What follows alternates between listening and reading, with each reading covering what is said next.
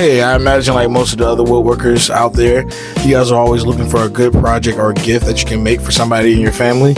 In this case, I'm making something for my dad for Father's Day. So I have some walnut, mahogany, and poplar laid out here on my bench. He's a Falcons fan, so I'm actually gonna make him a serving tray.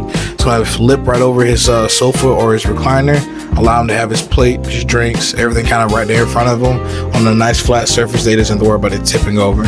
So what I'm gonna do first is I should take all these boards over to the jointer, joint an edge and joint a face, so that way I can actually then take it over to the table saw and actually start the rest of the milling and gluing up process. I haven't really decided exactly on a pattern, but I do know I wanted to use these 3 types of wood so I can get the color that I'm aiming for. Again, being a Falcons fan, I wanted something that was dark, something that was red, and something that was white. I already had poplar and mahogany left over here inside the shop. All I had to do was go grab some walnut. And again, the pattern is going to be a little random. I do wish I actually made some slight changes, but I think it comes out pretty good. I wish I went with like a maple because of how white it is versus more of the yellow tinge that you get from poplar.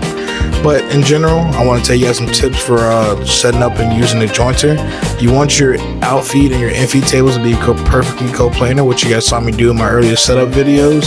But then we actually go to actually using the jointer itself. You want to have all your weight pretty much on the infeed section, and as you pass past the blade, probably about half the board or so, you want to shift all your weight to the outfeed while maintaining forward and downward pressure on the back end of the board as you come across the cutter head.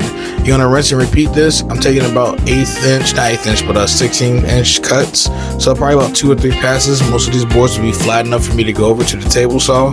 But if you guys have enjoyed, please let me know down below. Leave me a like, comment, and subscribe, and I'll see you guys in the next one. Peace.